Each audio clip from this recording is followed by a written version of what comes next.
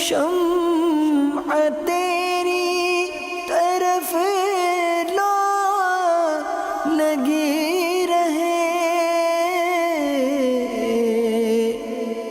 دے لطف میری جان کو سوزو گداز کا۔ الحمدللہ رب العالمین والصلاة والسلام علی خاتم النبیین، اما بعد فاعوذ باللہ من الشیطان الرجیم، بسم اللہ الرحمن الرحیم۔ الصلاة والسلام علیک یا رسول اللہ وعلی آلک واصحابک یا حبیب اللہ۔ الصلاة والسلام علیک یا نبی اللہ وعلی آلک واصحابک یا نور اللہ۔ FGN چینل کے ناظرین، آپ کو اپنے پروگرام حکایات شیخ سعدی میں مرحبا کہتے ہیں۔ نبی کریم رؤوف الرحیم صلی اللہ تعالی علیہ وآلہ وسلم کا فرمان عالی شان ہے کہ قیامت کے روز عرش الہی کے سائے کے سوا کوئی سایہ نہ ہوگا۔ 3 قسم کے لوگ قیامت کے دن عرش کے سائے میں ہوں گے۔ عرض کی گئی یا رسول اللہ صلی اللہ تعالی علیہ وآلہ وسلم، وہ 3 قسم کے خوش نصیب لوگ کون ہوں گے؟ ارشاد فرمایا، نمبر 1، میری سنت پر عمل کرنے والا۔ نمبر 2، میرے پریشان حال امتی کی پریشانی دور کر دینے والا۔ اور نمبر 3، مجھ پر کثرت سے درود پاک پڑھنے والا۔ صلو علی الحبیب صلی اللہ تعالی علی محمد وعلی آلہ واصحابہ وبارک وسلم، صلاۃ و سلاما علیک یا رسول اللہ۔ تو ناظرین کرام، قیامت کی ہولناکیاں ہم سب نے سن ہی رکھی ہیں۔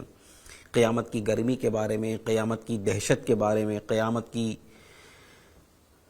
مصیبتوں کے بارے میں ہم سنتے ہی رہتے ہیں کہ کس قدر یہ ہولناک دن ہوگا۔ لیکن جس خوش نصیب کو قیامت کے دن عرش کا سایہ نصیب ہو گیا، انشاءاللہ عز و جل وہ اس دن ہونے والی تمام پریشانیوں سے انشاءاللہ عز و جل امن میں رہے گا۔ تو بڑا پیارا نسخہ ہے قیامت کے دن عرش الہی کا سایہ پانے کا۔ کوشش کیجئے کہ یہ جو 3 اوصاف بیان کیے گئے اپنے اندر ہیں تو مرحبا، نہیں ہیں تو اس کو پیدا کرنے کی کوشش کیجئے، اس کا عادی بننے کی کوشش کیجئے۔ نمبر کیا؟ پہلا نمبر کیا؟ نمبر 1، میری سنت پر عمل کرنے والا۔ نبی کریم علیہ السلام نے فرمایا، جو خوش نصیب حضور نبی کریم علیہ السلام کی سنتوں پر عمل کرتا ہوگا، یہ وہ خوش نصیب ہے جسے قیامت کے دن عرش کا سایہ نصیب ہوگا۔ نمبر 2، کسی پریشان حال اپنے بھائی کی پریشانی دور کر دینے والا، یہ بھی وہ خوش نصیب ہے کہ جسے قیامت کے دن عرش کا سایہ نصیب ہوگا۔ اور حضور نبی کریم رؤوف الرحیم صلی اللہ علیہ وآلہ وسلم پر کثرت سے درود شریف پڑھنے والا، یہ بھی خوش نصیب ہے کہ انشاءاللہ تبارک و تعالی اسے قیامت کے دن عرش الہی کا سایہ نصیب ہوگا۔ اللہ تبارک و تعالی ہمیں یہ تینوں پیارے پیارے نیک اعمال بجا لانے کی توفیق عطا فرمائے۔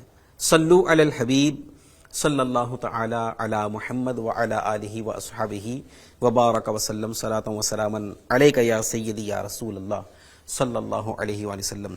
پیارے پیارے FGN چینل کے ناظرین، حضرت شیخ سعدی شیرازی رحمۃ اللہ تعالی علیہ اپنا ایک واقعہ بیان فرماتے ہیں۔ آپ فرماتے ہیں کہ ایک مرتبہ دمشق میں سخت قحط پڑ گیا۔ دمشق یہ ملک شام کا، سیریا کا شہر ہے، وہاں کی بات ہو رہی ہے۔ فرماتے ہیں شیخ سعدی کہ ایک مرتبہ دمشق میں سخت قحط پڑ گیا، سوکھا پڑ گیا، بارش نہیں ہو رہی تھی، اور نوبت یہاں تک آن پہنچی کہ ٹڈیاں سبزے کو کھا گئی. ٹڈی ایک طرح کا کیڑا ہوتا ہے جو فصل وغیرہ کھاتا ہے.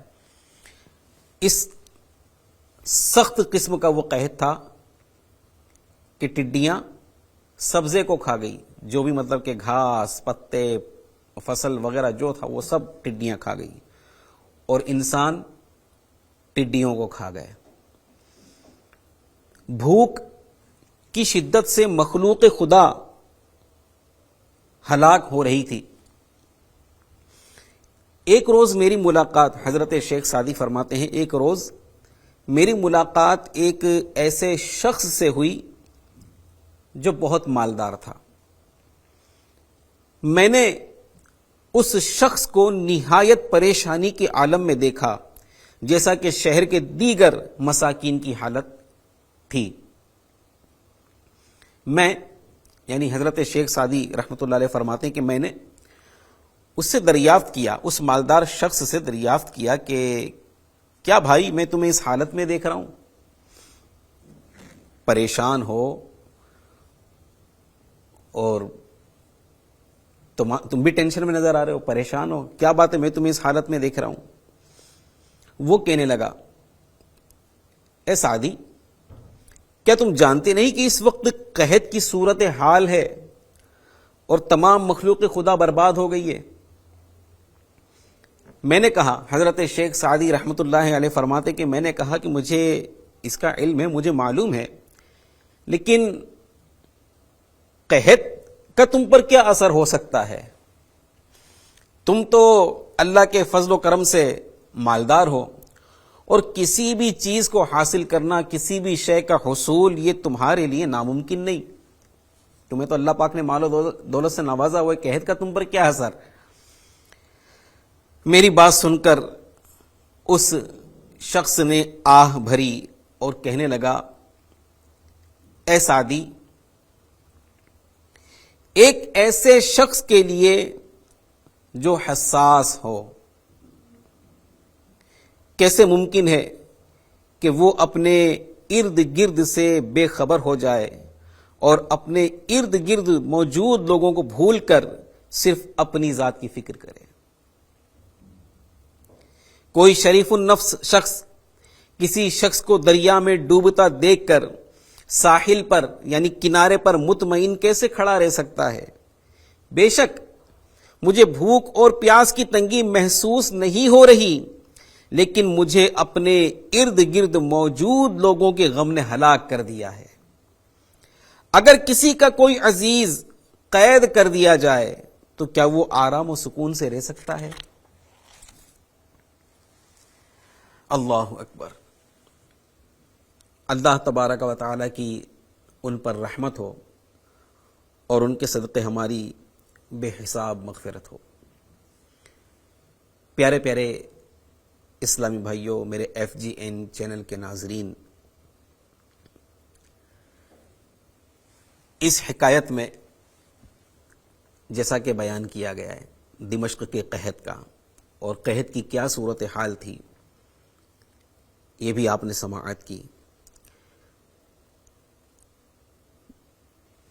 دنیا, یہ پیارے اسلامی بھائیوں اور FGN چینل کے ناظرین, یہ آزمائشوں کا گھر ہے. جب سے دنیا بنی ہے اس میں آزمائشیں آتی رہی ہیں, آ رہی ہیں اور آتی رہیں گی. کبھی طوفان کی شکل میں, کبھی سیلاب کی شکل میں, کبھی زلزلے کی شکل میں, کبھی قحط سالی کی شکل میں, جس کو ہم سوکھا بھی کہتے ہیں, کال بھی کہتے ہیں, کال پڑ گیا نا, کبھی مہنگائی کی شکل میں, کبھی موسلادھار بارش کی شکل میں. تو طرح طرح کی پریشانیاں یہ آتی رہی ہیں, اور جب تک یہ دنیا قائم ہے آتی رہیں گی. لیکن جب جب دنیا میں آزمائشیں آئیں, اس طرح کا کوئی حادثہ درپیش ہوا, کوئی زمینی وبا, کوئی آسمانی وبا جب آئی ہے، کوئی آسمانی مصیبت، کوئی زمینی بلا دنیا میں عام ہوئی ہے، تو ایسے وقت میں جہاں مخلوق خدا پریشان ہو رہی ہوتی ہے، آزمائشوں کا شکار ہو رہی ہوتی ہے، ایسے وقت میں خاص کر دو طرح کے لوگ ظہور پذیر ہوتے ہیں، دو طرح کے لوگ سامنے آتے ہیں۔ وہ دو طرح کے لوگ کون ہیں؟ وہ دو طرح کے لوگوں میں سے ایک تو وہ اللہ کے خوش نصیب بندے ہیں کہ جب دنیا میں کوئی ایسی مصیبت آتی ہے، کوئی ایسی پریشانی آتی ہے جس میں مخلوق خدا پھنس کر رہ جاتی ہے، مبتلا ہو جاتی ہے، اس بلا یا مصیبت کا شکار ہو جاتی ہے، تو ایسے کٹھن وقت میں اللہ کے کچھ خوش نصیب بندے ایسے ہوتے ہیں کہ جو اس وقت لوگوں کے درد کا مداوع کرتے ہیں، لوگوں کی مصیبت دور کرنے کی کوشش کرتے ہیں، لوگوں کی اس پریشانی کو، اس مصیبت کو ہلکا کرنے میں، کم کرنے میں یا اس پریشانی کو دور کرنے میں اپنا کردار ادا کرتے ہیں، اور دل کھول کر اپنے ان بھائیوں کی مدد کے لیے، اپنی ان بہنوں کی مدد کے لیے اللہ کی راہ میں خرچ کرتے ہیں، ان کی مدد کرتے ہیں، جن کا گھر اجڑ گیا ان کو پھر سے آباد کرنے کی کوشش کرتے ہیں، جن کے پاس کھانے پینے کا نہیں ہے ان کے لیے خورد و نوش کی اشیاء مہیا کرنے کی کوشش کرتے ہیں۔ تو کچھ لوگ ایسے ہوتے ہیں کہ ایسے لوگ سامنے آتے ہیں کہ جو اپنے خزانوں کے منہ اللہ پاک کی مخلوق کے لیے کھول دیتے ہیں، اللہ پاک کے بندوں کے لیے کھول دیتے ہیں، ان کی مدد کرتے ہیں، ان کی مصیبت کو ہلکا کرنے کی، ان کی مصیبت کو دور کرنے کی کوشش کرتے ہیں، ان کو پھر سے اپنے پاؤں پر کھڑا کرنے کی کوشش میں لگ جاتے ہیں۔ ایک یہ خوش نصیب لوگ ہیں، جیسا کہ ابھی آپ نے سنا کہ وہ مالدار شخص تھا۔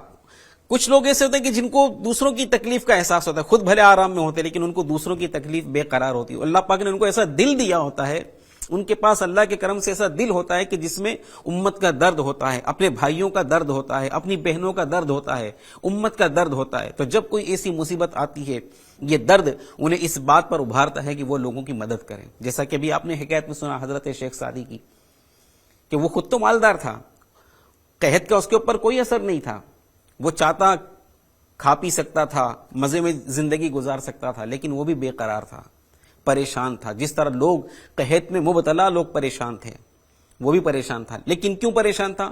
وہ اپنے لیے پریشان نہیں تھا، اپنے مصیبت میں مبتلا اپنے بھائیوں اور بہنوں کی پریشانی کو دیکھ کر وہ بھی پریشان تھا کہ مخلوق خدا آج کس حال میں ہے۔ تو الحمدللہ آج بھی ایسے اللہ کے بندے ہیں کہ جو لوگوں کی مصیبت کو دیکھ کر پریشان ہو جاتے ہیں، جنہیں اللہ پاک نے درد بھرا دل دیا ہے، مخلوق کا درد دیا ہے، امت کا درد دیا ہے کہ جب کوئی ایسی مصیبت آ جاتی ہے تو یہ درد انہیں ان کی مدد کرنے پر ابھارتا ہے۔ وہ ایسے وقت میں آگے بڑھتے ہیں اور مخلوق خدا کو سہارا دینے کی کوشش کرتے ہیں۔ تو ایک تو یہ خوش نصیب، اس طرح کے خوش نصیب لوگ ہیں کہ جو ایسے وقت میں ظاہر ہوتے ہیں، ایسے وقت میں آگے بڑھتے ہیں۔ دوسرے لوگ کون سے؟ دوسرے جو ظاہر ہوتے وہ کون؟ اللہ اکبر، اللہ اکبر، مجھے کہتے ہوئے نہایت دکھ ہو رہا ہے، شرمندگی بھی ہو رہی ہے کہ ایسے وقت میں جو میں نے عرض کیا نا کہ دو طرح کے لوگ ظاہر ہوتے ہیں۔ ایک تو یہ لوگ کہ جو اپنے بھائیوں کی مدد کے لیے آگے بڑھتے ہیں، اپنے پریشان حال بھائیوں کی پریشانی کو دور کرنے کی کوشش کرتے ہیں، اور دوسری قسم کے لوگ وہ بھی اس معاشرے میں پائے جاتے ہیں، ایسے بھی اس معاشرے میں پائے جاتے ہیں کہ جو ایسے اوقات میں، ایسے مصیبت کے وقت میں، ایسی پریشانی کے عالم میں استغفر اللہ، معاذ اللہ، لوگوں کی مجبوریوں کا فائدہ اٹھاتے ہیں۔ جی ہاں، ایسے لوگ بھی ہیں، ایسے لوگ بھی ہیں کہ ایسا لگتا ہے کہ ان کے سینے میں دل نہیں بلکہ دل کی جگہ پتھر رکھا ہوا ہے۔ ایک عام بلا آئی ہوئی ہے، ایک عام پریشانی آئی ہوئی ہے، ایک مصیبت آئی ہوئی ہے، آزمائش آئی ہوئی ہے، مخلوق خدا اس میں مبتلا ہے،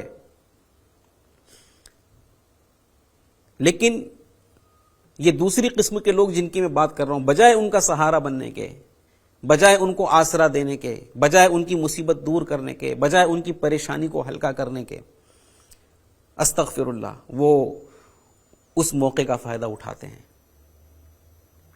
اس وقت کا فائدہ اٹھاتے ہیں۔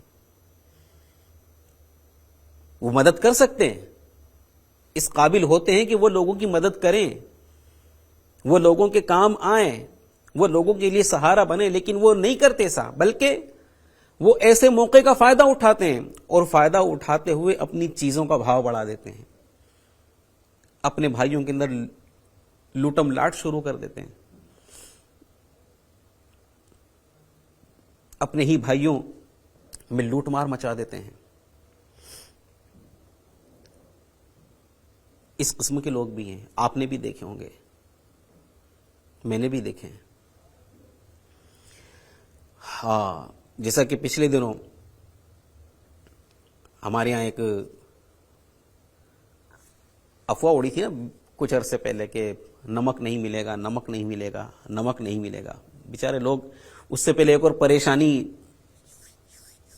ایک زبردست پریشانی آئی تھی ہمارے ملک ہندوستان میں اس کا ذکر کرنا یہاں پر مناسب نہیں سمجھتا۔ لوگ بیچارے افراتفری کے عالم میں تھے، یقین کریں ناظرین، افراتفری کے عالم میں تھے، لوگ بے قرار تھے، پتہ نہیں تھا کہ کیا ہونے والا ہے، کیا ہو رہا ہے، یہ کیوں ہو رہا ہے، کیسے ہو رہا ہے۔ لوگ بیچارے پریشان تھے، ٹینشن میں تھے یار۔ ایسی وہ ایک مطلب کہ معاملہ ہمارے ملک میں ہوا تھا، لوگ بیچارے پریشان تھے۔ اب اسی پریشانی کے عالم میں ابھی اس پریشانی سے لوگ کھڑے نہیں ہوئے تھے، وہ پریشانی نے لوگوں کی نیندیں برباد کر دی تھی، لوگوں کی نیندیں اڑا دی تھی، وہ ایسی پریشانی تھی۔ ابھی اس پریشانی میں مبتلا تھے کہ ایک افواہ پھیلی کہ اب نمک نہیں ملے گا۔ آنن فانن یہ خبر جو تھی پھیل گئی۔ اب کیا تھا کہ کریانے کی دکانوں پر نمک لینے والے، حالانکہ وہ افواہ تھی، سچی خبر نہیں تھی۔ یہ افواہ پھیلانے والوں کو بھی اللہ ہدایت نصیب کرے۔ یہ افواہ بسا اوقات بہت بڑے نقصان کا سبب بن جاتی ہے۔ اور ناظرین، آپ کو بھی عرض کرتا ہوں کہ کبھی بھی کسی سنی سنائی بات کو ایک دم آگے نہ بڑھایا کریں۔ ہمارا معاملہ یہ ہے کہ ہم کسی بھی سنی سنائی بات پر یقین کر لیتے ہیں اور ٹھک سے اس کو آگے بڑھا دیتے ہیں۔ ابھی تو سوشل میڈیا کا زمانہ ہے، کوئی بھی خبر سنی فوراً اس کو آگے وائرل کر دی۔ تو جب تک کسی خبر کی تصدیق نہ کر لیں، کسی خبر کی بالکل مطلب کہ آپ کو حتمی معلومات، یقینی معلومات ہو جائے، اس خبر کو آپ کبھی بھی اس طرح آگے نہ بڑھایا کریں۔ تو خیر وہ افواہ پھیلی کہ نمک نہیں ملے گا۔ اب لوگوں نے یقین کر لیا کہ ہاں جب یہ ہو سکتا تو یہ بھی ہو سکتا ہے۔ اب کریانے کی دکانوں پر نمک لینے والوں کی لائن۔ تو ایسے بھی دکان والے دیکھیں کہ انہوں نے اپنی 5 روپے کی نمک کی تھیلی کے بھاؤ بڑھا دیے، 60 روپے کی، 70 روپے کی وہ نمک کی تھیلی بیچنے لگے۔ بیچارے لینے والے لائن میں لگے اور 5 روپے کی نمک کی تھیلی یا 10 روپے کی نمک کی تھیلی، جو پیکٹ آتا ہے نمک کا، 5-5 10 روپے کے جو پیکٹ ملتے ہیں، وہ 5-5 10 روپے کے پیکٹ لوگوں کی مجبوری کا فائدہ اٹھاتے ہوئے انہوں نے اپنی وہ نمک کے پیکٹس جو ہے وہ جو 5-10 روپے کے ہوتے تھے اس کو 60-60 70-70 80-80 روپے میں بیچے اور لوگوں نے بیچاروں نے خریدے۔ بعد میں پتہ چلا کہ وہ تو افواہ تھی۔ تو ہم غور کریں کہ ہم لوگ کس کیٹیگری میں ہیں، ہم لوگ کس کیٹیگری میں ہیں۔ جب کوئی ایسا معاملہ آتا ہے، کوئی ایسی مصیبت آتی ہے، کوئی ایسا موقع ہوتا ہے، ہم اپنا کیا کردار ادا کرتے ہیں۔ اچھا، پھر اس میں ایک تیسری کیٹیگری بھی ذہن میں آ رہی ہے، تیسری کیٹیگری بھی ذہن میں آ رہی ہے۔ وہ کیا ہے؟ وہ کیٹیگری ہے لالچیوں کی۔ جب ایسا کوئی معاملہ آتا ہے جس میں مطلب کہ عام مخلوق مبتلا ہو جاتی ہے، سب کو متاثر کرتی ہے، تو میں نے جیسے یہ 2 کا تذکرہ تو کیا کہ کچھ لوگ اللہ کے فضل و کرم سے اللہ کے بندوں کی مدد کر رہے ہوتے ہیں، ان کی پریشانی دور کر رہے ہوتے ہیں۔ کچھ لوگ ہیں کہ اس موقع کا فائدہ اٹھا کر اپنے ہی بھائیوں میں لوٹ مار مچا دیتے ہیں، اس سے مال کمانے کی کوشش کرتے ہیں۔ تیسری ایک کیٹیگری وہ ہے لالچیوں کی۔ وہ کیا کہ جب مدد کرنے والے مدد کر رہے ہوتے ہیں، حالانکہ خود اس قابل نہیں، ان کا ہو سکتا ہے مدد کے وہ محتاج نہیں ہے، لیکن پھر بھی وہ حرص کے مارے، لالچ کے مارے امدادی سامان اپنے گھروں کے اندر بھر لیتے ہیں۔ ان کو ضرورت نہیں ہے، پھر بھی وہ لے کر بھر لیتے ہیں۔ تو حالانکہ چاہیے کہ مجھے تو اللہ پاک نے دیا، مجھے پریشانی نہیں ہے، کسی اور کو دے دے، کسی ضرورت مند کو دے دیں۔ یہ سوچ نہیں ہوتی ہے ان لوگوں کی۔ میں سب کی بات نہیں کر رہا، ایسے لوگ بھی ہوتے ہیں کہ جن کے گھر میں بھرا ہوا ہے، وہ مدد کے محتاج نہیں ہیں لیکن پھر بھی لے کر بھر رہے ہوتے ہیں. تو ان کے لیے دعا ہی کی جا سکتی ہے کہ اللہ پاک ایسے لوگوں کو ہدایت نصیب فرمائے. تو میرے پیارے پیارے FGN چینل کے ناظرین، جس مالدار کا ہم نے ذکر سنا وہ کتنا خوش نصیب مالدار تھا. مال اس کو اللہ پاک نے دیا تھا، لیکن مال کے ساتھ ساتھ اس کو ایک احساس والا دل بھی دیا تھا، لوگوں کے درد والا ایک دل بھی دیا تھا کہ مخلوق خدا پریشانی میں ہے، مصیبت میں ہے، وہ خود پریشانی میں نہ ہونے کے باوجود پریشان تھا. اس کے اوپر کوئی دکھ نہیں تھا، لیکن دکھ نہ ہونے کے باوجود وہ دکھی تھا، پریشان تھا، لیکن کس کے لیے؟ اپنے لیے نہیں، اپنے مصیبت زدہ بھائیوں کے لیے. دکھی تھا اپنے دکھ کی وجہ سے نہیں، اپنے دوسرے بھائیوں کے دکھ کی وجہ سے وہ دکھی تھا. اور ہم لوگ، میرے پیارے اسلامی بھائی، ہمارا کیا حال ہے؟ ہم غور کریں کہ ہم کس کیٹیگری میں آتے ہیں. میرے جو 3 لوگوں کی قسمیں بیان کی، اس میں ہم کس صف میں ہیں، کس صف میں ہم کھڑے ہیں؟ ہم لوگوں کی مدد کرتے ہیں یا معاذ اللہ ایسے وقت میں ہم لوگوں کی مجبوریوں کا فائدہ اٹھاتے ہیں؟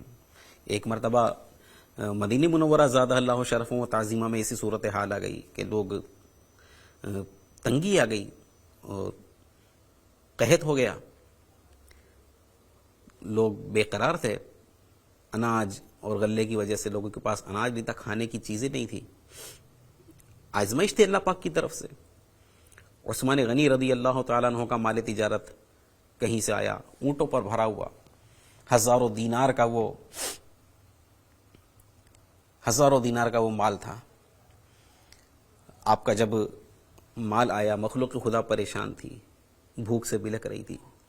عثمان غنی کو کسی ویپاری نے آفر کی کہ اے عثمان، یہ مال مجھے بیچ دو، تمہیں ڈبل ٹیبل دام دوں گا. بلکہ شاید مجھے یاد پڑتا ہے کہ یہ بھی کہا کہ میں تمہیں اس کی 10 گنا قیمت دوں گا، میں تمہیں اس کی 10 گنا قیمت دوں گا. تو وہ عثمان غنی تھے نا، وہ عثمان غنی تھے، ایسے تھوڑی ان کو عثمان غنی کہا جاتا ہے. انہوں نے کہا تو 10 گنا کی بات کرتا ہے، میں تو بے شمار گنا پر اس کو فروخت کروں گا. یہ کہ کر آپ نے وہ سارا کے سارا مال جو تھا، وہ مدینے میں جو مصیبت زدہ لوگ تھے، جو اس مصیبت میں گرفتار لوگ تھے، وہ سارا کے سارا مال جو کئی ہزار دیناروں پر مشتمل تھا، حضرت عثمان غنی نے وہ مسلمانوں میں، بھوکوں میں، غریبوں میں فری میں تقسیم کر دیا. تو اللہ کے جو نیک بندے ہوتے ہیں، جن کا آخرت پر ایمان ہوتا ہے، وہ تو ایسے مواقع پر اپنی آخرت بنانے کی کوشش کرتے ہیں. تو اے میرے پیارے پیارے اسلامی بھائیوں، اللہ نہ کرے، اللہ نہ کرے، اللہ نہ کرے ایسا موقع آ جائے تو ہمیں لوگوں کی مجبوریوں کا فائدہ نہیں اٹھانا. اگر ہم مدد کے حقدار نہیں ہیں، ہمارے پاس ہے تو بلا وجہ مدد لے کر رکھ بھی نہ لیں، کسی اور کی طرف وہ بڑھا دیں، کسی ضرورت مند کی طرف بڑھا دیں.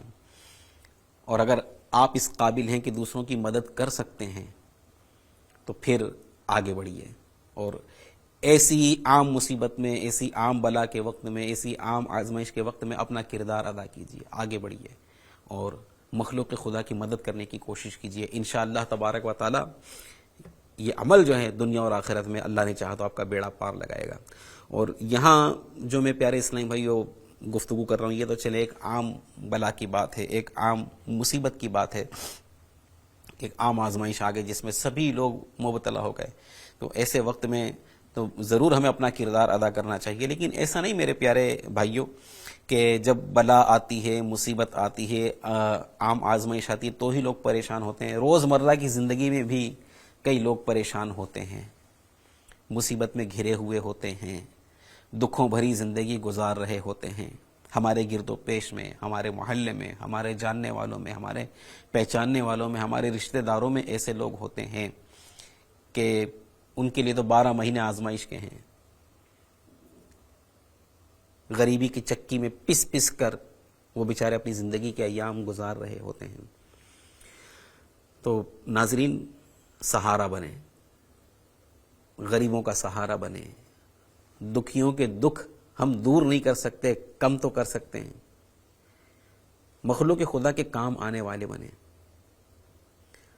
آج ہم اللہ پاک کے بندوں کی خیر خواہی کریں گے، ان کے کام آئیں گے. اللہ کی رحمت سے امید ہے کہ ہم نے اگر کسی کا کام سنوار دیا، ہم نے کسی کا بگڑا کام سنوار دیا، کسی کا اٹکا ہوا کام نکال دیا، شریعت و سنت کے دائرے میں رہ کر اسلامی حدود کے مطابق، اسلامی تعلیمات کے مطابق اگر ہم نے کسی کا اٹکا ہوا کام نکال دیا، کسی کا بگڑا ہوا کام سنوار دیا، اللہ پاک ہمارے بگڑے کام سنوارے گا، اللہ تبارک و تعالی ہمارے رکے ہوئے کاموں کو مکمل فرمائے گا۔ تو ہم راہ نہ دیکھیں کہ کوئی بلا آئے گی، کوئی مصیبت آئے گی تب ہم آگے بڑھیں گے، نہیں، صرف بلا اور مصیبت کے وقت ہی لوگ پریشان نہیں ہوتے، روز مرہ کی زندگی میں بھی لوگ پریشان ہوتے ہیں، ایسی بیچارے پریشانیوں میں مبتلا ہوتے ہیں، یقین کریں ناظرین کرام کہ بیچاروں کو راتوں کو نیند نہیں آتی ہے، ان کی راتیں ٹینشن میں گزرتی ہیں، فکروں میں گزرتی ہیں۔ تو ہیں معاشرے میں ایسے لوگ بھی ہیں۔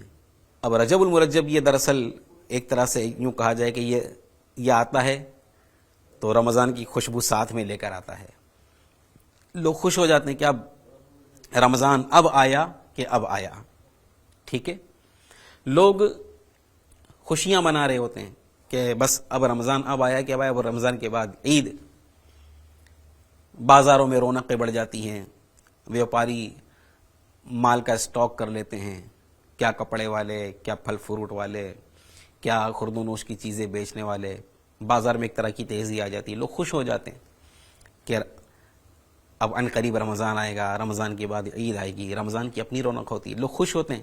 رجب المرجب کی تشریف آوری کے ساتھ ہی گویا ہم رمضان کے دروازے پر پہنچنے والے ہیں، خوشی کی لہر دوڑ جاتی ہے مسلمانوں کے اندر، رمضان اب آیا کہ اب آیا، مسلمانوں کی ایک تعداد خوشیاں منا رہی ہوتی ہے، لیکن کئی بیچارے ایسے ہوتے ہیں کہ وہ ان کی فکروں میں اضافہ ہو جاتا ہے،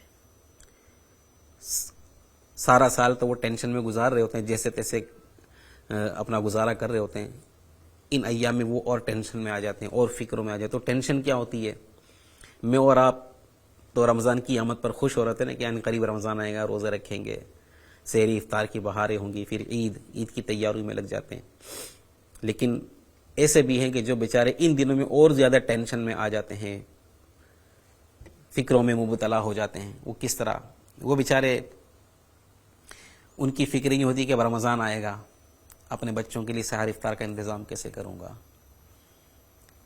ان کی فکر ہوتی رمضان آئے گا، رمضان کے بعد عید آئے گی، بچوں کے لیے کپڑے کیسے تیار کروں گا، اپنے گھر کے اخراجات کیسے پورے کروں گا، جیسے تیسے کر کے یہ روز مرہ کے اخراجات پورے ہوتے ہیں، روز مرہ کے خرچے پورے ہوتے ہیں، جیسے تیسے گھر کا گاڑا جو ہے وہ چل رہا ہوتا ہے، وہاں یہ رمضان کی تشریف آوری، بے شک وہ دل سے تو خوش ہوتے ہیں، کون مسلمان ایسا ہوگا جو رمضان کی آمد سے خوش نہیں ہوتا ہوگا، کون سا ایسا مسلمان ہوگا؟ ایک طرح سے خوشی تو ہوتی ہے، لیکن فکر یہ ہوتی ہے کہ اپنے بال بچوں کے لیے کیا کروں گا۔ ہے مارکیٹوں میں طرح طرح کی اشیاء کی ایک کا انبار لگ جاتا ہے، لذیذ غذاؤں کا انبار لگ جاتا ہے، پھل فروٹ کی کہ دکانیں سج جاتی ہیں، کھانے پینے کی دکانیں سج جاتی ہیں، وہ یہ ساری چیزیں دیکھتا ہے، وہ دل محسوس کر رہ جاتا ہے کہ میں اپنے بچوں کو یہ کیسے کھلاؤں گا، یہ کیسے پہنچاؤں گا۔ تو اے میرے FGN چینل کے ناظرین، اللہ پاک نے اگر آپ کو نوازا ہے، رمضان آ رہا ہے، رمضان آنے والا ہے، رجب المرجب کی تشریف آوری ہوگی، رمضان بس اب آیا کہ اب آیا، اللہ پاک ہمیں خیر و عافیت کے ساتھ رمضان سے ملنا نصیب فرمائے، اس کی قدر کرنے کی توفیق عطا فرمائے، بلکہ رمضان، شعبان، بلکہ رجب المرجب، شعبان المعظم اور رمضان المبارک میں ہمیں خوب اللہ پاک اپنی رضا والے، اپنے محبوب علیہ الصلوۃ والسلام کی رضا والے کام کرنے کی توفیق عطا فرمائے، ہمیں صحت و تندرستی کے ساتھ ان مہینوں میں اللہ پاک رکھے تاکہ ہم اس کی خوب عبادت کر سکیں، خوب دینی کام کر سکیں۔ تو اب یہ مبارک ایام آیا چاہتے ہیں، یہ مبارک مہینے آیا چاہتے ہیں، تو ڈھونڈے ان لوگوں کو جو بیچارے ان مہینوں کے اندر دیگر مہینوں کے مقابلے میں زیادہ ٹینشن میں آ جاتے ہیں، فکروں میں مبتلا ہو جاتے ہیں کہ اپنے بال بچوں کا کیسے پورا کروں گا۔ جی ہاں، ایسے بہت سارے لوگ ہیں میرے ناظرین کرام، ہمارے گھر میں افطاری کے وقت طرح طرح کی نعمتیں ہوتی ہیں، دسترخوان سجا ہوتا ہے، طرح طرح کی نعمتیں ہوتی، لیکن میرے پیارے اسلامی بھائیوں، میرے FGN چینل کے ناظرین، اسی معاشرے میں، اسی دنیا میں ایسے لوگوں کی ایک تعداد ہوتی ہے کہ جن کے افطار کے دسترخوان پر افطار کے لیے کھجور بھی نہیں ہوتی،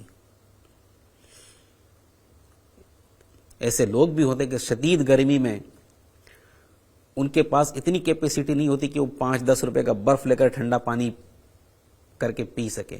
ایسے بھی لوگ ہوتے ہیں. یہ الگ بات ہے کہ ہمارے علم میں نہیں ہوتے ہیں.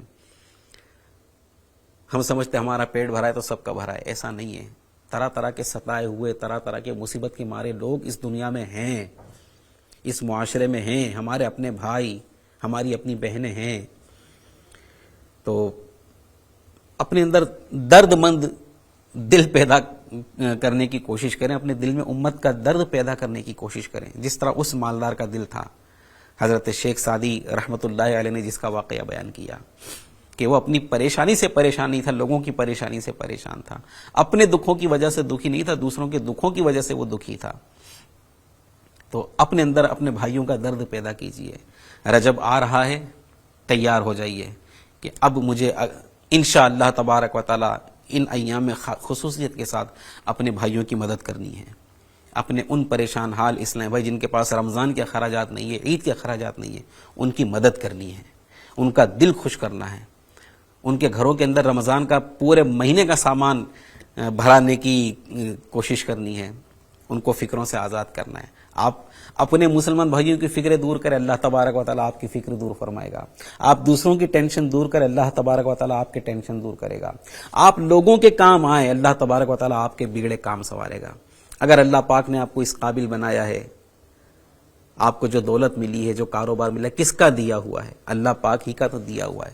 اگر آپ اللہ کی رضا کے لیے اللہ کے بندوں پر اپنی دولت کو خرچ کریں گے تو یقیناً میرے پیارے اسلام بھائیو، اللہ پاک نہ صرف آپ کو اور نوازے گا بلکہ انشاءاللہ دنیا اور آخرت میں اس کی برکتیں بے شمار ملے گی.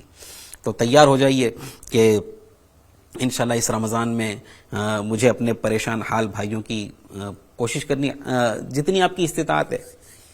12 فیملی کا خرچہ اٹھا لیں، 10 فیملی کا خرچہ اٹھا لیں، نہیں تو ایک فیملی کہ میں کسی ایک گھر کی انشاءاللہ اس مہینے کے اندر کفارت کروں گا. رمضان کا پورا سامان بھی انشاءاللہ اس کو مہیا کروں گا. سحر و افطار کا اس کے لیے انشاءاللہ انتظام کروں گا. اور اگر اللہ پاک نے آپ کو نوازا ہے، اگر آپ کو اس قابل بنایا ہے، تو عید کے کپڑوں کا بھی اس کے لیے انتظام کروا دیجئے. اس کے لیے، اس کے بچوں کے لیے، اس کے گھر والوں کے لیے. یہ وہ نیکی ہے میرے پیارے اسلامی بھائیو، یہ وہ نیکی ہے، یقین جانیے یہ وہ نیکی ہے کہ انشاءاللہ آخرت میں تو اس کا اجر ملے گا، لیکن زندگی بھر اللہ نے چاہا تو اس نیکی کا آپ کو صلہ ملتا رہے گا. کسی غریب کے دل کی دعا لے، کسی غریب کے دل کی دعا لیں گے، انشاءاللہ آپ دیکھیں گے آپ کو وہ سکون قلب ملے گا، وہ سکون کی دولت نصیب ہوگی کہ جو بیان سے باہر ہے. کر کے دیکھیں. ڈھونڈنے کی ضرورت نہیں ہے آپ کو. آپ ماشاءاللہ آپ کا کارخانہ ہے، آپ کی دکان ہے جس پر ملازمین کام کرتے ہیں، آپ خود اندازہ لگائیں. آپ روزانہ اپنی انکم بڑھانے کی سوچ رہے ہوتے ہیں کہ نہیں ہوتے ہیں؟ میری اتنی انکم بڑھ جائے، اتنی ہے تو میں اتنا کماؤں. آپ کے ملازم کی تنخواہ کتنی ہے؟ آپ کے یہاں جو کام کر رہا ہے اس کی تنخواہ کتنی ہے؟ آج ہم اتنا کما رہے ہیں، لاکھوں کما رہے ہیں، لیکن ہماری خواہش ہے کہ ہم اور کمائیں، ہماری انکم میں اور اضافہ ہو. تو وہ جو بیچارہ آپ کے یہاں 10,000 12,000 15,000 کی نوکری کر رہا ہے، کیا اس کو آپ نے اپنی چیزوں کے بھاؤ بڑھا دیے؟ کیوں بھائی؟ بولے مہنگائی بڑھ گئی ہے. تو مہنگائی سے صرف آپ ہی متاثر ہوئے؟ آپ کا ملازم متاثر نہیں ہوا؟ آپ کا نوکر متاثر نہیں ہوا؟ کیا مہنگائی اس کو متاثر نہیں کر رہی ہے، اس کو اثر نہیں کر رہی ہے؟ آپ نے اپنی چیزوں کے بھاؤ تو بڑھا دیے، اپنے ملازم کی تنخواہ بڑھائی، اپنے یہاں کام کرنے والے کی تنخواہ بڑھائی. اپنے ملازموں کا خیال رکھیں، اپنے ملازموں کا خیال رکھیں. اور یہ رمضان میں آپ دیکھیں، آپ کو اندازہ آ جائے گا، سمجھانے کی ضرورت نہیں پڑے گی. آپ دیکھیں آپ کے ملازم کی کیا کیفیت ہے، تو اس کو ابھی سے کچھ خرچہ پانی دے دیجیے رمضان کا، عید کا. تو انشاءاللہ تبارک و تعالیٰ آپ دیکھیں پھر وہ ملازم کیسا اللہ نے چاہا تو آپ کی دل سے عزت کرتا ہے، کیسا آپ کے کام آتا ہے. کہ ایک عالم صاحب سے کسی نے پوچھا گیا کہ سخاوت بہتر ہے یا شجاعت؟ سخاوت بہتر ہے یا شجاعت؟ شجاعت یعنی بہادری. تو عالم صاحب نے پوچھا کہ سخاوت کرنے والے کو شجاعت کی ضرورت ہی نہیں پڑتی ہے. کیونکہ وہ سخاوت ہی سے لوگوں کے دل جیت چکا ہوتا ہے, لوگوں کے دلوں کا فاتح بن چکا ہوتا ہے. سخاوت کرنے والے کو شجاعت کی ضرورت نہیں پڑتی. سخاوت کریں گے انشاءاللہ تبارک و تعالی, انشاءاللہ الرحمن خوب اس کی برکتیں ملیں گی. تو نیت کریں ناظرین کرام کہ اپنے ملازمون میں عرض کر رہا تھا کہ آپ کے ملازمین جو ہے ان میں دیکھیں, ان کی کچھ مطلب کہ رمضان کے سلسلے میں ان کی مدد کر دیں, عید کے کپڑوں کے سلسلے میں ان کی مدد کر دیں, ان کے گھر کے جو سامان ہیں, ضروریات کا سامان ہے, وہ ان کو مہیا کر دیں. پھر اپنے رشتہ داروں میں دیکھیں, اپنے رشتہ داروں میں دیکھیں, آپ کی بہنوں کا جائزہ لے لیں, آپ کے بھائیوں کا جائزہ لے لیں, آپ کے چچا, تایا, ماموں, خالہ, پھوپھی, ان کا جائزہ لے لیں. کہیں ان میں سے کوئی ایسا تو نہیں کہ جو بیچارہ میں تو کما رہا ہوں, میں تو کھا پی رہا ہوں, لیکن ان میں سے کوئی آزمائشوں کے ایام گزار رہا ہو اور بس اب رمضان آیا چاہتا ہے, وہ کیسے کریں گے؟ تو آگے بڑھیں انشاءاللہ. اس پر یہ کریں گے تو صلہ رحمی کا بھی ثواب ملے گا, رشتہ داروں کے ساتھ حسن سلوک کرنے کا ثواب بھی ملے گا, ڈبل ثواب ملے گا. یہ بھیک مانگنے والوں کی بات نہیں کر رہا میں, یہ جو بھیک مانگتے نا رات کو دن بھر نکل کر پریشان ہوں, یہ ہوں, ان کو دینے کی بات نہیں کر رہا میں. ان کو تو ہرگز نہ دے. جو پیشاور بھکاری ہیں, جو پیشاور جنہوں نے بھیک مانگنے کو اپنا پیشہ بنا لیا ہے, ان کو تو دینا ہی نہیں ہے, ان کو دینے کی اجازت بھی نہیں ہے. یہ تو گناہ میں ان کی مدد کرنا ہوا, یہ گناہ کر رہے ہیں. اور ابھی رمضان آئے گا تو رمضان میں بہت سارے لوگ آپ کو ملیں گے, وہ ایکس رے بھی لے آئیں گے, تو دواؤں کے پرچے بھی لے آئیں گے. ساری بیماریاں رمضان میں نکلتی ہیں ان کی. وہ مالک مکان نے گھر سے نکال دیا ہے تو رمضان میں گھر سے نکال دیا ہے. تو ایسے بہت سارے آئیں گے, مسجد کے باہر بیٹھ کر اور گلیوں میں نکل کر ایسا ڈرامے بازی کریں گے کہ آپ کو رحم آ جائے گا. تو ایسے لوگوں کو, میں ایسے لوگوں کی بات نہیں کر رہا, میں ایسے لوگوں کی بات نہیں کر رہا, بلکہ جو واقعی حقدار, جو سفید پوش ہیں, جو کسی کے آگے ہاتھ نہیں پھیلاتے ہیں, خود غریبی کی چکی میں پس رہے ہوتے ہیں, دکھوں کے ایام گزار رہے ہوتے ہیں, پریشانی کے ایام گزار رہے ہوتے ہیں, لیکن کسی کے آگے ہاتھ نہیں پھیلاتے. میں ایسوں کی بات کر رہا ہوں. ایسوں کو ڈھونڈے, وہ چاہے آپ کے ملازمین میں ہوں, وہ چاہے آپ کے رشتہ داروں میں ہوں, وہ چاہے آپ کے محلے میں آپ کے ارد گرد آپ کے آس پڑوس میں رہنے والے ہوں.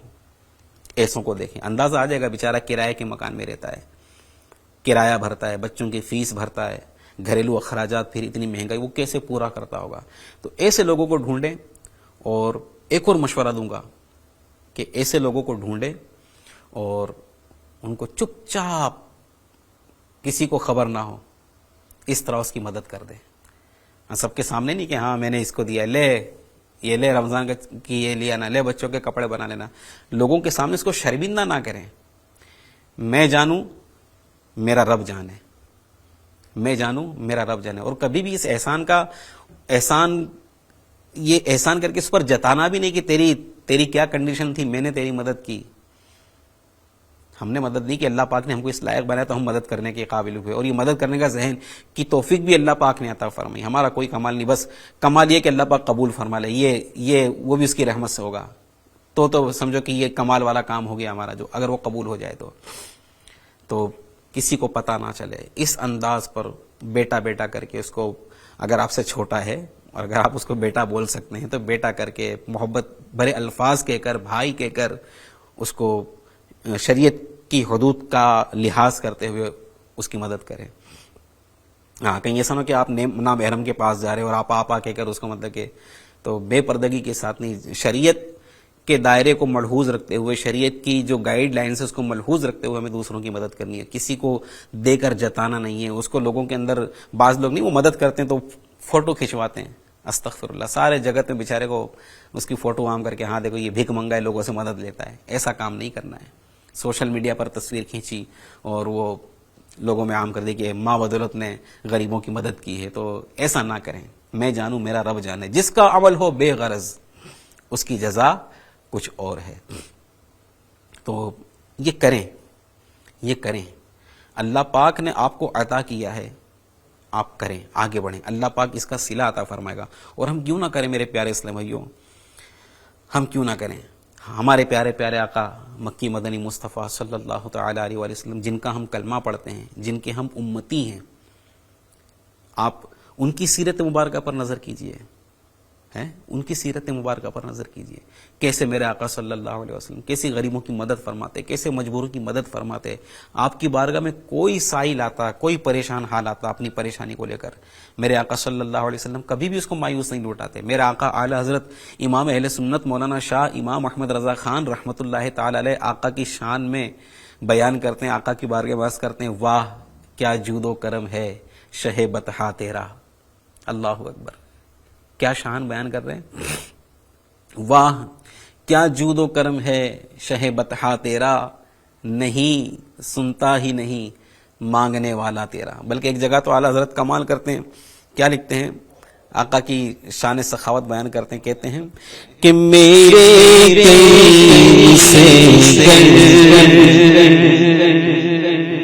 قطرہ کسی نے مانگا، میرے کریم سے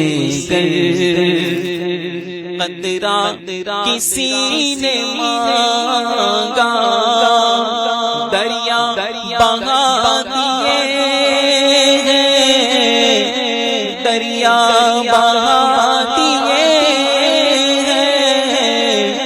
تربے بہا دیے ہیں،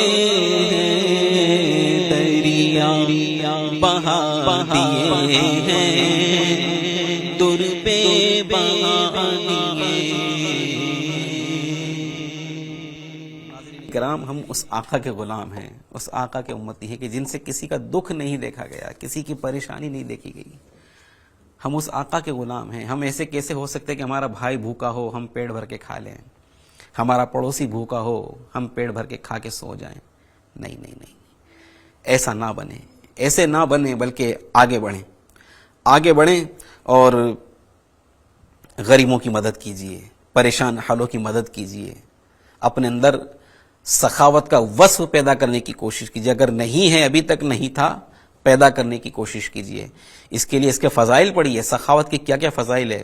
مال جمع کر کر رکھنا یہ کنجوسوں کا طریقہ ہے، اور کنجوس کبھی بھی فلاح نہیں پا سکتا، کبھی بھی کامیابی نہیں پا سکتا، کبھی بھی وہ بھلائی کو نہیں پہنچ سکتا. جو مال جمع کر کے رکھتا ہے، کنجوس کنجوسی کا مظاہرہ کرتا ہے، نہ خود پر خرچ کرتا ہے، نہ اپنے بچوں پر خرچ کرتا ہے، نہ کسی کی مدد کرتا ہے. تو کنجوس ہونا یہ کوئی اچھی بات تھوڑی ہے. کنجوس کو بھی اگر کنجوس بولو گے نا، اس کو برا لگے گا. معافی چاہتا ہوں. کنجوس کو بھی، یہ کنجوسی وصف ایسا ہے، یہ کنجوسی عمل ایسا ہے کہ کنجوس کو بھی اگر کنجوس کہو گے نا تو اس کو برا لگے گا، حالانکہ وہ ہوتا کنجوس ہے. تو یہ نہ کرے. سخاوت اللہ پاک کو پسند ہے، اور کنجوسی، بخل، یہ اللہ تبارک و تعالی کو پسند نہیں ہے. آپ کو حدیث پاک سناتا ہوں. ترمذی شریف کی حدیث پاک ہے. حضرت سیدنا ابو ہریرہ رضی اللہ تعالی عنہ سے مروی ہے، فرماتے ہیں کہ حضور پاک صاحب لولاک سیاح افلاک صلی اللہ تعالی علیہ وآلہ وسلم نے فرمایا. ناظرین کرام توجہ کے ساتھ سنیے گا، یہ حدیث پاک توجہ کے ساتھ سنیے گا. انشاءاللہ یہ ہو سکتا ہے کہ یہ حدیث پاک ہم کو نیند سے بیدار کر دے، نیند سے بیدار کر دے. سنیے گا.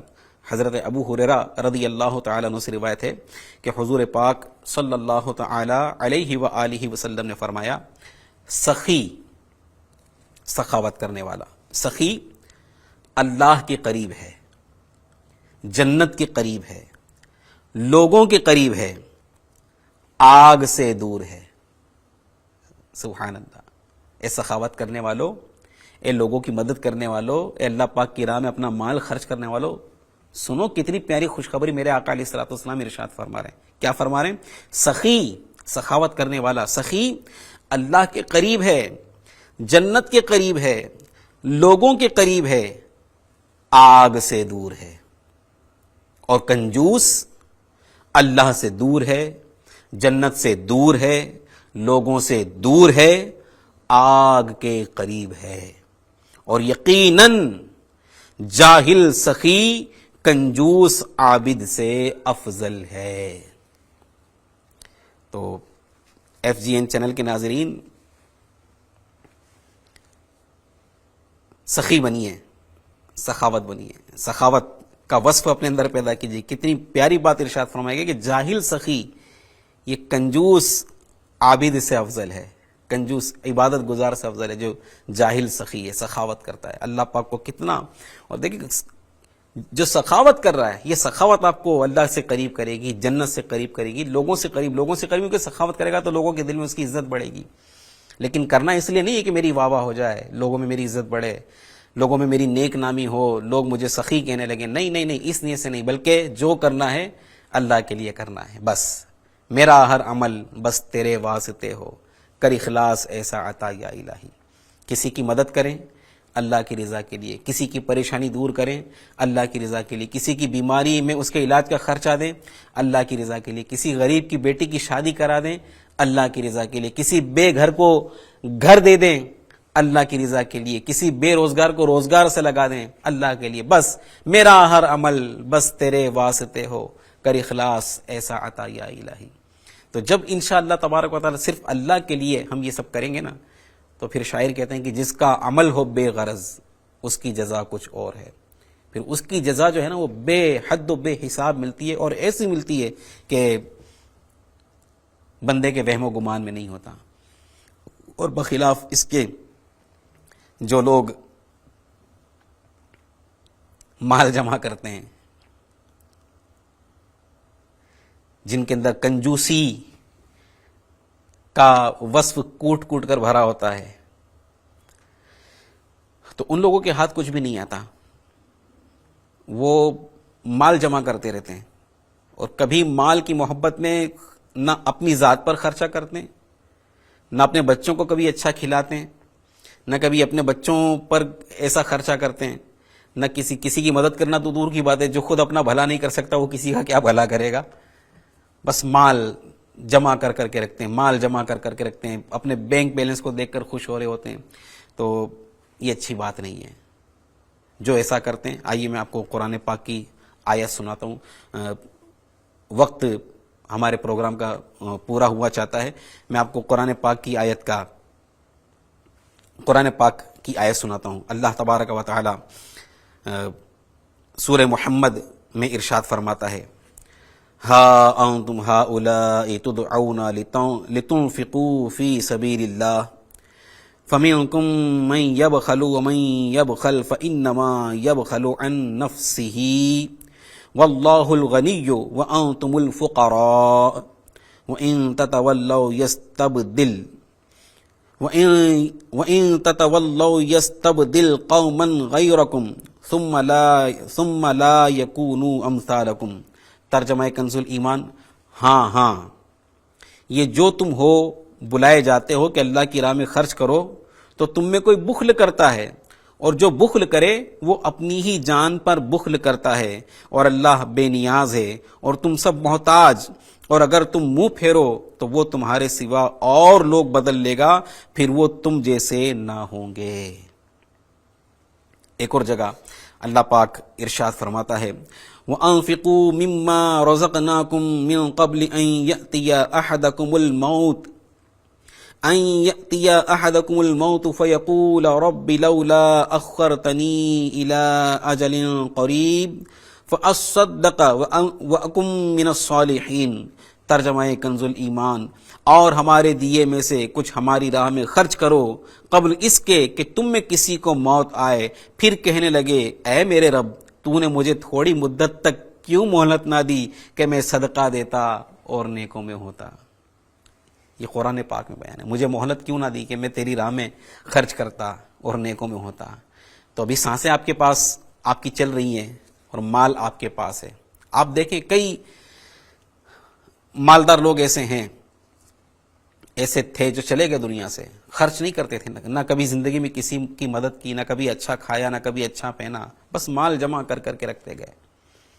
لاکھوں کروڑوں چھوڑ کر گئے, ان کا مال, ان کا بچایا ہوا مال, ان کا جمع کیا ہوا مال ان کے کام نہ آیا, چھوڑ گئے. اور آج ان کے بال بچے اس پر جو کچھ کر رہے آپ کے سامنے اس مال کے ساتھ. تو ہمارا مال ہے, یہ کیا ہی اچھا ہو کہ یہ ہمارے اوپر ہمارے بھی کام آئے. تو ہمارا مال تو وہی جو ہم نے آخرت کے لیے بھیجے, جو کھا لیا, جو پہن لیا اور جو آخرت کے لیے آگے بھیج دیا. تو آج سانسیں ہماری چل رہی ہیں اور مال ہمارے پاس ہے, تو اس مال سے اپنی آخرت کے لیے, اپنی قبر کے لیے کچھ سامان کرنے کی کوشش کیجئے, اپنی آخرت کو بہتر بنانے کی کوشش کیجئے, اپنی قبر کو بہتر بنانے کی کوشش کیجئے. آئیے میرے پیارے پیارے اسلام بھائیو, اللہ پاک نے آپ کو مال دیا ہے, اس قابل اللہ پاک کا شکر ادا کریں, اللہ پاک کا شکر ادا کریں, اور اس مال کو اللہ پاک کی رضا حاصل کرنے کا ذریعہ بنائیے. میں یہ نہیں کہتا کہ آپ سارا مال راہ حق سارا مال لٹا دیں اور اپنے بال بچوں کو فقیر کر دیں, اور مطلب کہ بالکل نہیں, ایسا بھی نہیں. آپ اپنے بال بچوں کے بھی جو حقوق واجب ہے وہ ادا کیجئے, بال بچوں کا بھی خیال رکھیے, بال بچوں کو اچھا کھلائیے, پہنائیے, ان کی خوشیوں کا خیال رکھیے. لیکن ساتھ ساتھ میں اگر آپ اس قابل ہیں, اللہ پاک نے آپ کو نوازا ہے, تو اپنے آس پڑوس میں, اپنے ملازمین پر, اپنے رشتہ داروں میں جو اس قابل نظر آتا ہے اس کی مدد کیجئے. انشاءاللہ تبارک و تعالی, اللہ نے چاہا تو یہ عمل اگر ہمارا قبول ہو گیا, انشاءاللہ نہ جانے کتنوں کی دعائیں لگے گی, کتنوں کی انشاءاللہ ہم کو مطلب نیک خواہشات ہمارے ساتھ ہوں گی. ان کی دعاؤں سے اللہ نے چاہا تو ہماری بلائیں, ہماری مصیبتیں, ہماری پریشانیاں دور ہوں گی, اور آخرت میں جو اس کا صلہ ہوگا وہ تو انشاءاللہ ہمارے اندازے سے باہر ہوگا. تو اپنے اندر سخاوت کا وصف پیدا کیجیے, اپنے اندر مسلمانوں کا درد پیدا کرنے کی کوشش کیجیے. جس طرح حکایت میں ہم نے سنا کہ وہ مالدار آدمی تو تھا, خود پریشان نہیں تھا, خود مصیبت میں مبتلا نہیں تھا, خود دکھی, خود کے اوپر دکھ نہیں تھے, لیکن پھر بھی وہ دکھی تھا, خود بھی وہ پریشان تھا. کیوں؟ کہ دوسروں کا غم اسے ستا رہا تھا, دوسروں کا پریشانی میں مبتلا ہونا اس کو بے قرار کر رہا تھا. تو ایک کاش ہم بھی یہ سوچا کہ اپنے دوسرے بھائیوں کا درد ہم سمجھنے کی کوشش کریں, دوسروں کی مصیبت, دوسروں کی پریشانی ہم سمجھنے کی کوشش کریں, اور نہ صرف سمجھیں, نہ صرف پڑھیں, بلکہ حسب حیثیت, حسب استطاعت ان کی مدد کرنے کی کوشش کریں. اللہ تبارک و تعالیٰ کی بارگاہ میں دعا ہے کہ اللہ پاک ہم سب کو امت کا درد عطا فرمائے, اپنے بھائیوں کی, اپنے ملنے جلنے والوں کی تکلیفوں کا احساس ہمیں عطا فرمائے, اور حسب استطاعت اللہ پاک اپنے بھائیوں کی, ہم سب کو اللہ پاک ہمیں اپنے بھائیوں کی, اپنے ارد گرد رہنے والوں کی, اپنے رشتہ داروں کی مدد کرنے کی توفیق عطا فرمائے, اور خوب اس کی برکتوں سے ہمیں مالا مال فرمائے. FGN چینل دیکھتے رہیے. انشاءاللہ اگلے منگل کو پھر کسی نئی حکایت کے ساتھ انشاءاللہ حاضر ہوں گے. FGN چینل دیکھتے رہیے, دعوت اسلامی کے مدنی ماحول سے وابستہ رہیے. اللہ پاک ہم سب کو عمل کی توفیق عطا فرمائے. صلو علی الحبیب صلی اللہ تعالی علی محمد وعلی آلہ واصحابہ وبارک وسلم. من دے شمع تیری طرف لو لگی رہے, دے لطف میری جان کو سوزو